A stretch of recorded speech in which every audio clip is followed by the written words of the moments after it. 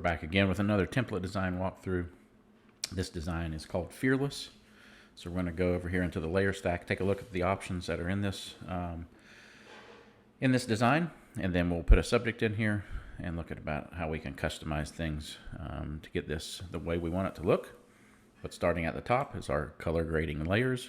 These layers are designed to add a little bit of kind of finishing or polishing work on the end, a little bit of color contrast, just to make them a little bit more refined. But as always, these are in a group. There's a few layers in here. You can change opacities on these or turn them on or off based on the looks that you want. You will take notice that this color grade 2, that's kind of doing the heavy lifting on the color grade. But there is a layer attached to this layer that is kind of a warmth control. So if you're bringing your subjects in a little bit warm from the start, then this is going to help kind of control that warmth. If this layer is all the way up at 100%, then the warmth is going to be desaturated quite a bit more. And if you want to bring some of that warmth back, you can just start to bring this opacity down on this layer, and some of that warmth will get resaturated. But that's in there. Know that that exists and that you can tweak that as needed. Below that are our facial highlight boost layers. So one's kind of preset for more of those darker skin tone ranges, one for lighter skin tones. They're really just designed to brighten the facial highlights on your subject at the end, just by simply grabbing this black mask and painting it in, if you so choose to do that. These are set up as solid color fill layers, so that if you, they're kind of preset with a little bit of warmth, so that adds a touch of warmth into the skin tones, but you could always back that off and go a little bit more neutral if you want to, just by simply changing that here. But again, that would just be picking that black mask and painting it in, and we'll look at that when we bring our subject in. Directly below that, marked in red as always, is where our subject's going to be placed. So this is the subject group. It does have a mask on it to do some fading on the legs on the bottom by default. So if you expand that, you can see right here's where you want to drop your subject, is inside of this group. Below that, we have some background texture going on. So that's just adding this noisy kind of texture on everything to give it this kind of look.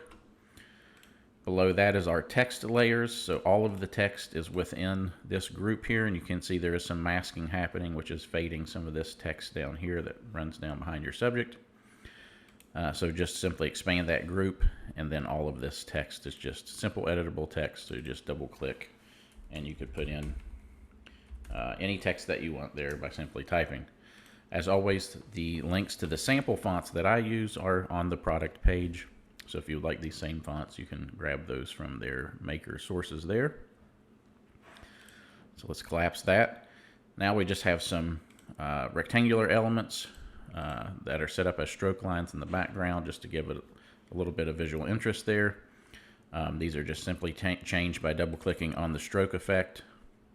It's going to bring up the layer style panel, and then you can pick the color of that stroke line from here. So just click on it and either type in a color or just pick any color, or you could even sample a color from a uniform or an image, you know, that's in there. But again, very easily just pick the color that you want to set those, and then click OK, and it's going to keep that color. So there's 3 of those in here. You can turn those on or off or change those colors as needed. Below those, this is our overall background color cast. Now what you're going to notice, you're not going to see a ton of difference without a subject in that background with this. But this is where that color is going to be controlled via hue saturation adjustment layer.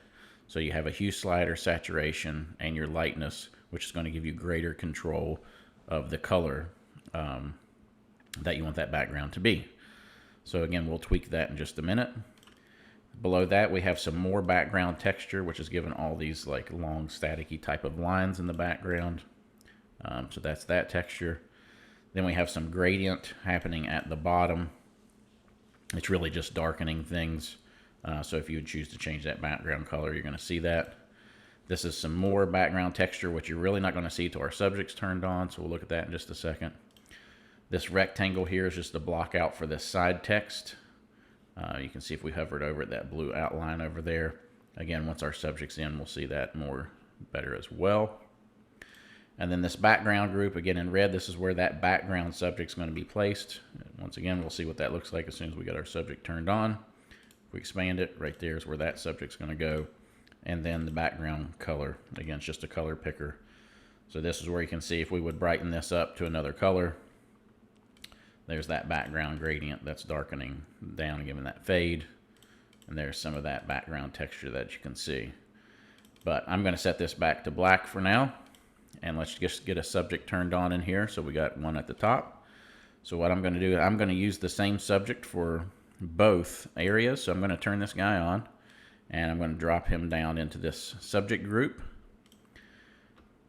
And then that's where we would, you know, size based on whatever we wanted and place where we want.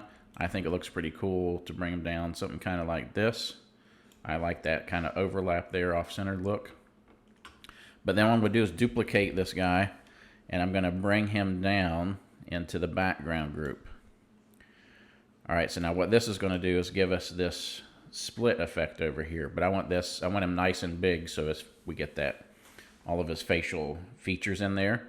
So what I'm going to do is Command or Control T to resize. And then what I like to do at this point is just up here on the top bar, I like to go ahead and link my width and height by just clicking that little link. And then I can just drag either that width or height, just hovering over and clicking, and I can drag side to side, and it's just going to give me a constrained enlargement. So it makes it easier than trying to grab these handles and drag them really, really large like that. So I'm just going to keep taking this up till it gets to a size that I like. We're getting close there. I think that looks pretty cool about that side. Let me go just a hair bigger, something like that. Yeah, I think that looks pretty cool right there. And I'm just going to do a little bit more than a half split right there and click OK. So there you go. There's the background. So I like that. That's looking pretty sweet. So it's easy as that to put your subjects in. Now, if you want to customize like colors and things, now this one's kind of set up. It looks good with this one, but let's just look at some options here. So our background color cast, which is this layer here, you can see that's what's creating that color cast. You could turn that off. But if we come up here, now we could just change this hue by sliding this. So if we wanted to push that more to blue to match the blues instead of the oranges, we could do that. You could certainly desaturate that to go with a black and white look, which is also really, really cool. And then with the color on, you could make that brighter or darker just by moving that lightness slider around. All right, so all those options are there for that. Let's move this back to that orange tone. Probably somewhere right there, a little bit more saturation. That looks pretty cool. Let's keep going up here. So again, all these background rectangles, if we wanted to change those colors, we could certainly do that. Again, in the stroke color here, click the color, and I could just sample, you know, from a jersey or something. Click OK, and OK, and that's going to match that up. The text layers, again, these are just editable text. So you could click each of these on and off to see which ones they are. But it's just simple double click. Oh, I don't want all caps on that. Type the new name in and apply it. And then I just have it duplicated here just for a little cool graphic element there. I'm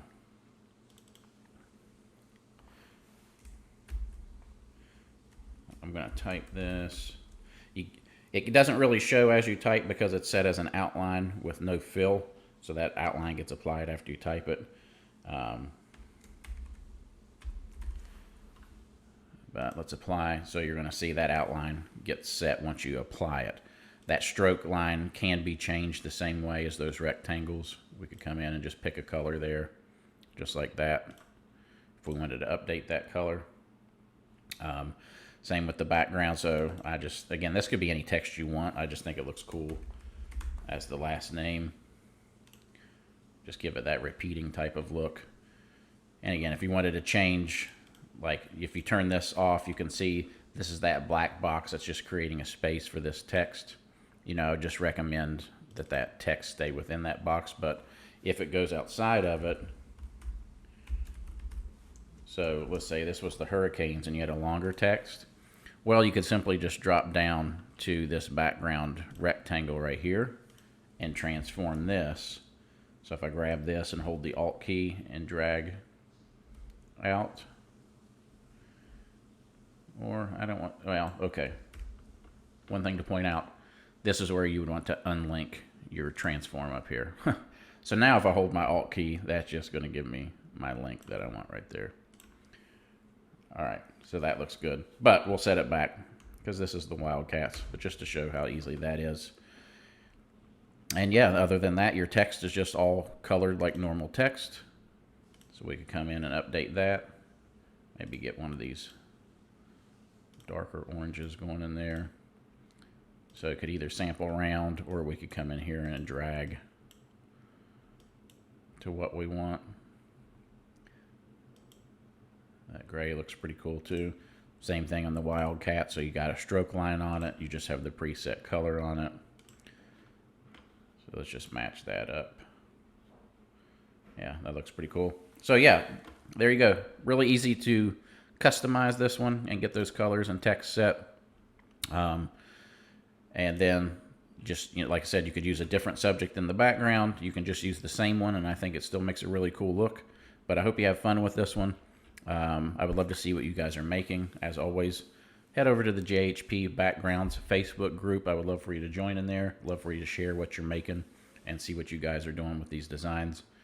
And the last thing I'm going to do here just before we sign off is grab a white brush. I'm going to go to the darker skin highlight boost up here and just brighten those highlights up on his face a little bit. There we go. I think that looks a lot cooler.